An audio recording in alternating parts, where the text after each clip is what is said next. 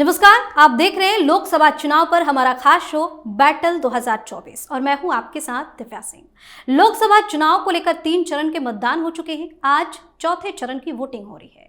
10 राज्यों और केंद्र शासित प्रदेशों की 96 सीटों पर मतदान हो रहा है। इनमें आंध्र प्रदेश की 25, बिहार की 5, झारखंड की 4, मध्य प्रदेश की 8, महाराष्ट्र की 11, ओडिशा की 4, तेलंगाना की 17, उत्तर प्रदेश की 13, पश्चिम बंगाल की 8 और जम्मू कश्मीर की 1 सीट शामिल है। इस वक्त सबसे ज्यादा चर्चा विपक्ष की हो रही है, क्योंकि एक तरफ अखिलेश यादव और असदुद्दीन ओवैसी समेत कई नेताओं की साख दांव पर है, तो दूसरी तरफ कांग्रेस सहित अन्य विपक्षी दल मतदान प्रतिशत के आंकड़े देरी से जारी करने का आरोप लगाते हुए इलेक्शन कमीशन को घेर रहे थे, जिस पर अब इलेक्शन कमीशन की तरफ से विपक्ष को तगड़ा जवाब मिला है। कांग्रेस अध्यक्ष मल्लिकार्जुन खड़गे के आरोप पर चुनाव आयोग के एक वरिष्ठ अधिकारी ने कहा है कि मल्लिकार्जुन खड़गे के आरोप 2019 की तरह है। इस दौरान भी बिना सबूत के दावा किया गया था। ऐसे में कई तरह के सवाल उठ रहे हैं। इसी पर चर्चा के लिए हमारे साथ जुड़ चुके हैं कैपिटल टीवी के editor in chief doctor Manish Kumar. Doctor साहब, स्वागत है आपका।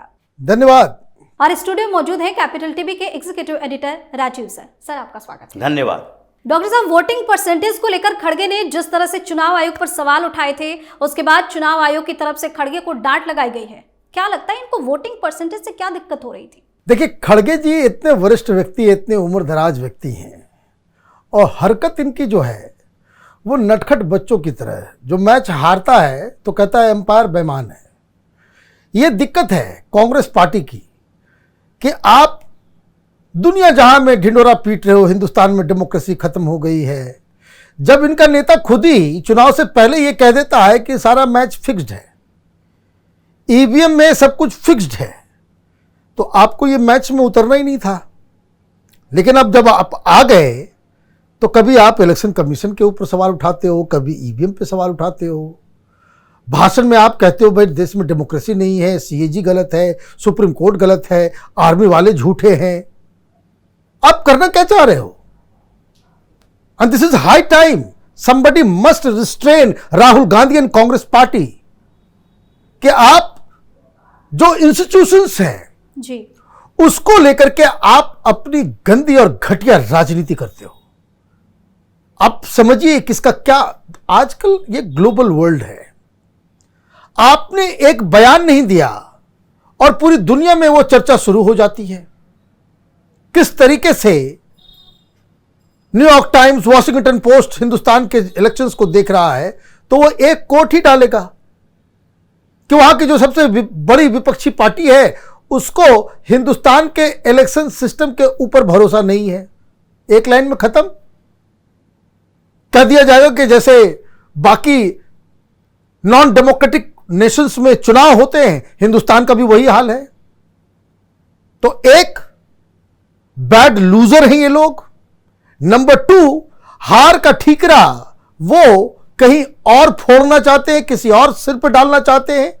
आप मेहनत नहीं करोगे। भाई राहुल गांधी से कोई पूछता है कि 5 दिन कैंपेन करते हो, सैटरडे और संडे आपको वीक ऑफ चाहिए होता है रिक्रिएशन करने के लिए। ये इस तरह से राजनीति होगी पीसमिल तरीके से? चुनाव है, आप देखिए कई सारे लीडर्स हैं, न सिर्फ भारतीय जनता पार्टी के, बाकी विपक्ष में भी कई सारे लीडर्स हैं। फॉर एग्जाम्पल आप ममता बनर्जी को आप देखिए, रात दिन एक करके मेहनत करने में जुटी हुई है। लेकिन आपको न मेहनत करनी है, ना आपको एक नैरेटिव बनाना है, आपको हिंदुस्तान को गाली देना है। पता नहीं किसने सिखा दिया, एक्सरे करने के लिए निकले हैं। भाई अपनी पार्टी का आप एक्सरे करें, आपको खामियाजा समझ में आ जाएगा। लेकिन नहीं, आपको करना क्या है, आप एक नैरेटिव पहले से ही तैयार रखना चाह रहे हो कि बुरी तरह से हारे तो फिर आप ये कहो कि देखिए हमने कहा था इलेक्शन कमीशन जो है वो बायस्ड है, इलेक्शन कमीशन की वजह से हम लोग हार रहे हैं, बाकी हम लोग तो बिल्कुल सही काम कर रहे थे। आपके कार्यकर्ता पोलिंग बूथ पे नजर नहीं आ रहे, आपके कार्यकर्ता पोलिंग एजेंट बनने से इनकार कर रहे हैं, आपका संगठन सड़कों पे नजर नहीं आ रहा है। मैं तो पूरे उत्तर प्रदेश से घूम आया, कहीं कांग्रेस पार्टी का झंडा नजर नहीं आया। आपने ही डेड कर दिया है। विपक्ष की काहिलता की वजह से पूरा का पूरा चुनाव डेड पड़ा हुआ है और आप दोष मढ़ रहे हो किसको? इलेक्शन कमीशन को। तो इलेक्शन कमीशन ने ठीक लताड़ लगाई है और ये लताड़ लगनी बहुत ही आवश्यक भी थी। सर, इस बार क्या लग रहा है, विपक्ष इतना ज्यादा डरा हुआ क्यों है? इसके पीछे के कारण क्या हो सकते हैं? क्योंकि जो दिख रहा है उससे डरा हुआ है। जो एक चरण के बाद, दो चरण के बाद, तीन चरण के बाद हर फेज में जो चुनाव हो रहा है और उसके बाद इन लोगों का जो बूथ से यानी पोलिंग बूथ से जो इनके पास रिपोर्ट आ रही है उसमें यह दिख रहा है कि इस बार कुछ नहीं होने वाला है। और इसलिए विपक्षी पार्टी के नेताओं को देखिए, जिनको अपने अपने किले से बाहर निकलने में डर लग रहा है। अगर अरविंद केजरीवाल तिहाड़ से बाहर आए हैं तो पहले सोच रहे हैं दिल्ली के गली गली में जाकर रोड शो कर लो, वहां पर भी एक रैली कर लो, कहीं भी छूटना नहीं चाहिए। दिल्ली से बाहर जाओगे कहां जाओगे? तो पंजाब जाओगे। या शरद पवार इतने समय में अभी तक किसी भी दूसरे स्टेट में चुनाव प्रचार के लिए इंडिया ब्लॉक के लिए कहीं जाते। उद्धव ठाकरे महाराष्ट्र से बाहर निकल पा रहे हैं।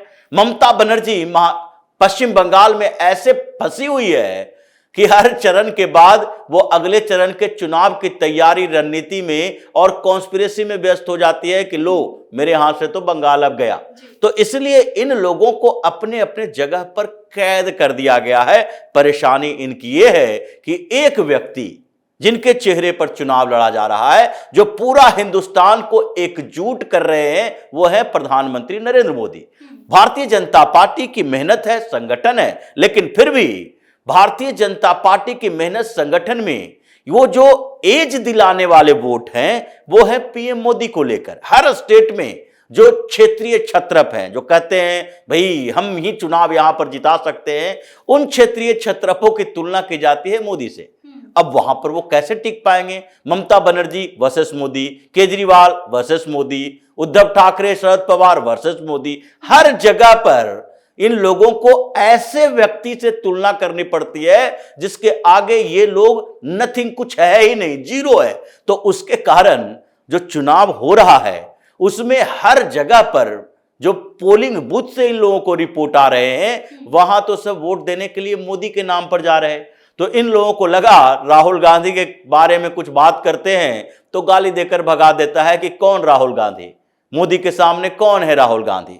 तो ऐसी स्थिति में ये लोग परेशान हो चुके हैं, सरेंडर करने की स्थिति में है कि नहीं हो रहा है वो होने दो। इस बार सिर्फ और सिर्फ इस बात के लिए सबूत इकट्ठा करो कि चुनाव हारने के बाद हम ठीकरा किसके ऊपर फोड़ेंगे। क्षेत्रीय पार्टी के नेता राहुल गांधी के ऊपर फोड़ेंगे कि देखो भाई राहुल गांधी नेतृत्व कर रहे थे, इंडिया अलायंस का भी नेतृत्व कर रहे थे और हम लोगों को हरा दिया। उसके साथ साथ सब मिलकर, पूरा विपक्ष मिलकर ईवीएम पर सवाल फोड़ेगा, उसके ऊपर ठीकरा फोड़ेगा।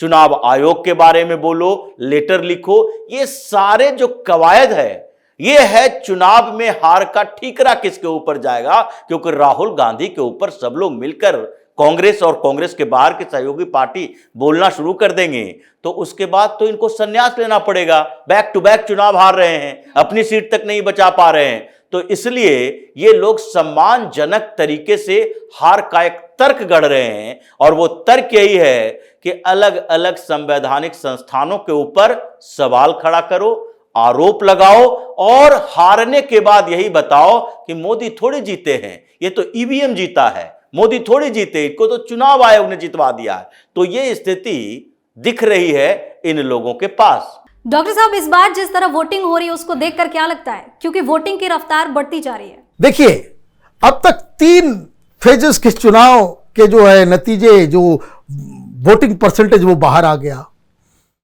कहानी पहले दूसरे से शुरू हुई, वोट कम पड़ रहा है, कम पड़ रहा है, कम पड़ रहा है।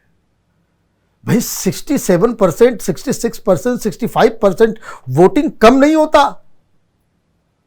जिसको ये पता करना है कि जो दुनिया के मोस्ट वाइब्रेंट डेमोक्रेसीज हैं वहां वोटिंग परसेंट 30, 40, 50% उससे ज्यादा नहीं होता जी। यहां मोर देन नॉर्मल वोटिंग हो रही थी तो इनको परेशानी हो रही थी। डाटा थोड़ा ऊपर नीचे क्या हुआ, थोड़ा विलंब और ये क्या हुआ, सारे लोगों ने कहना शुरू कर दिया अरे भाई वोट परसेंटेज ज्यादा हो ये तो खुशी की बात है। इनको दिक्कत हो जाती है, ये चाहते कि नहीं, सिर्फ हमारे वोटर जो है वो जाएं, बुर्का पहन के लाइन लग करके सारे लोग वोट कर दे और बाकी लोग जो है वोट करने नहीं जाए और हम चुनाव जीत जाए, ऐसा थोड़ी होता है। सवेरे से खबर आ रही है कि वोटिंग जो है काफी तेज चल रही है, तो अब वोटिंग कम होता है तो ये लोग खुशी मनाते हैं, वोटिंग ज्यादा होती है ये रोने लग जाते हैं। तो ये दो चीजें बताता है। You are afraid of people, आपको लोगों से ही डर लग रहा है, सबसे बड़ी चीज। दूसरी चीज ये आपका नकारापन है कि वोटिंग ज्यादा होता है तो आपको तो बढ़ चढ़ के आना चाहिए कि भाई कांग्रेस पार्टी जमीन पे मेहनत कर रही है, हमने लोगों को निकाला, हमारा एक भी समर्थक जो है घर नहीं बैठा, सबको हमने जो है बाकायदा लाइन में लगवा करके हमने वोटिंग करवाई। तो ये सारी चीजें मुझे लगता है कांग्रेस पार्टी के लिए एक सबक होनी चाहिए। सिर्फ आप झूठे झूठे मुद्दे उठा करके ट्विटर के ऊपर गाली देकर के प्रधानमंत्री मोदी को, फेसबुक पे मीम बना करके आप प्रधानमंत्री से चुनाव लड़ने का अगर आपने प्लान बना रखा था तो वो प्लान तो फेल होना ही था। चुनाव जीतने के लिए सबसे जरूरी चीज ये है कि आपके पास एक वाइब्रेंट डायनेमिक संगठन हो, आपके पास आपके लिए काम करने वाले, समय देने वाले, विचारधारा के प्रति न्यौछावर होने वाले युवा कार्यकर्ता जरूरी है। और तीसरा जो सबसे अहम है कि कोई भी पार्टी सक्सेसफुल इसलिए होती है कि उसका लीडर वैचारिक दृष्टि से बड़ा ही सुदृढ़ होता हो। राहुल गांधी एक इलेक्शन में कुछ कहते हैं, दूसरे इलेक्शन में कुछ कहते हैं, तीसरे इलेक्शन में कुछ कहते हैं। कांग्रेस पार्टी विचारधारा विहीन, संगठन विहीन, कार्यकर्ता विहीन और स्ट्रेटजी विहीन पार्टी बन गई है, इसलिए खलबली मची हुई है। सर, आज वोटिंग के दौरान अखिलेश यादव और असदुद्दीन ओवैसी की चर्चा तेज क्यों होती जा रही है? देखिए, दोनों के चेहरे पर हवाएं उड़ रहा है, दोनों परेशान हैं। इन लोगों की स्थिति तो देखिए कि ओवैसी जो दहाड़ा करता था हमेशा, ऐसे हैदराबाद में तो चुनाव प्रचार की जरूरत ही नहीं है। हैदराबाद है तो यानी कि इनके बपौती है, इनने इस्लामिक किला बना के रखा है, उसको भेदा नहीं जा सकता। यहां से मुसलमान ही उम्मीदवार होगा, मुसलमान ही जीतेगा। सलाउद्दीन ओवैसी से लेकर जो इनके असदुद्दीन ओवैसी के पिता थे, उससे अब तक 40 साल से ज्यादा समय से हैदराबाद में जीत रहे हैं। पिछले चुनावों में तो इनके गुंडे जाते थे प्रचार करने के लिए। ओवैसी तो हैदराबाद से बाहर बिहार में, सीमांचल में प्रचार कर रहे हैं, जाके महाराष्ट्र के औरंगाबाद में प्रचार कर रहे हैं, जहां एक सीट पिछली बार जीती भी थी। तो अब इस बार को देखिए, यदा कदा हैदराबाद से निकलकर एक रैली की बनारस के पास जाके 2 घंटा के लिए गए, फिर भाग के हैदराबाद। वहां पर उन गलियों का चक्कर लगा रहा है ओवैसी जहां पर इतने सालों की राजनीतिक करियर में कभी गया नहीं, क्योंकि वहां पर सामने माधवी लता है।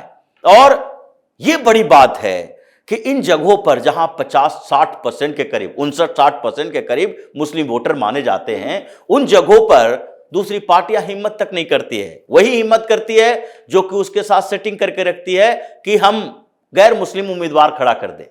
सारे मुस्लिम उम्मीदवार होंगे वो जो कि उसको सपोर्ट करने के लिए, चाहे बीआरएस के साथ हो या कांग्रेस के साथ हो, इन लोगों के साथ ओवैसी की सेटिंग रहती थी। तो ये गैर मुस्लिम उम्मीदवार खड़ा करते थे भारतीय जनता पार्टी का वोट खड़ा जीतने के लिए, यानी कि काट रहे हैं तो वहां पर कोई हिंदू उम्मीदवार खड़ा कर दो। लेकिन कांग्रेस जब झगड़ा हुआ तो पिछली बार के चुनाव में मुस्लिम कैंडिडेट खड़ा किया, फिरोज खान को। तो ये जो स्थितियां वहां पर है, इसीलिए ओवैसी परेशान है। अखिलेश यादव जबरदस्ती चुनावी मैदान में घुस गए, लोगों ने ऐसे दबाव बनाया, पार्टी के लोगों ने दबाव बनाया, भाई कन्नौज से चुनाव तो लड़ना ही पड़ेगा। तो ये हवाइयां उड़ रही है। रिपोर्ट जो सामने आ रही है अब तक के लिए, वो देखिए, सब पोलिंग बूथ पर कांग्रेस के इन सारे नेताओं के, इनके पोलिंग एजेंट तक सब जगह पर अवेलेबल नहीं है। 10 दिन पहले से ये तैयारी कर रहे थे कि लो भाई सब जगह पर पोलिंग एजेंट होनी चाहिए, पैसा देने के लिए तैयार है 2-2 हजार रुपया एक पोलिंग एजेंट को कि लो कम से कम दिन भर वहां रहो तो। लेकिन 1 घंटा में ही वो लोग देखते हैं कतार, और जय श्री राम के नारे सुनते हैं, लोगों को हनुमान चालीसा पढ़ते देखते हैं, मोदी मोदी की बात होती है, आपस में कतार में खड़े हुए लोग भी वही चर्चा करते हैं। फिर उसके बाद वो निराश हताश होकर वहां से वापस चला जाता है कि चलो खाओ पियो घर में सो। शाम के समय में जब ईवीएम सील किया जाएगा उस समय आ जाना और दस्तखत करके चले जाना। तो ये स्थिति है, इसलिए ये संभव नहीं है। इन लोगों ने पहले ही सरेंडर कर दिया है।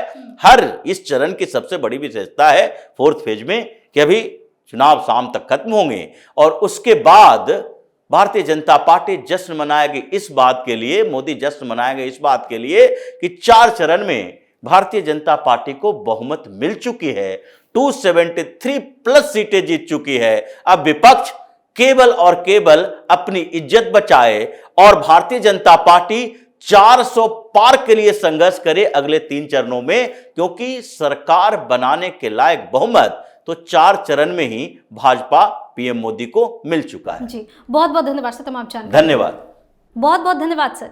धन्यवाद। तो आज चौथे चरण की वोटिंग हो रही है। 10 राज्यों और केंद्र शासित प्रदेशों की 96 सीटों पर मतदान हो रहा है। ऐसे में विपक्ष की टेंशन बढ़ी हुई है, खासकर अखिलेश यादव और असदुद्दीन ओवैसी की धड़कनें तेज हो गई हैं, क्योंकि दोनों के लिए इस बार अपनी सीट बचाना बहुत बड़ी चुनौती बन गई है। आज इन दोनों की किस्मत ईवीएम में कैद हो जाएगी और 4 जून को इनके भाग्य का फैसला होगा। आप अपनी राय हमें कमेंट करके जरूर बताएं। वीडियो को लाइक करें, शेयर करें और कैपिटल टीवी को सब्सक्राइब करना बिल्कुल ना भूलें। धन्यवाद।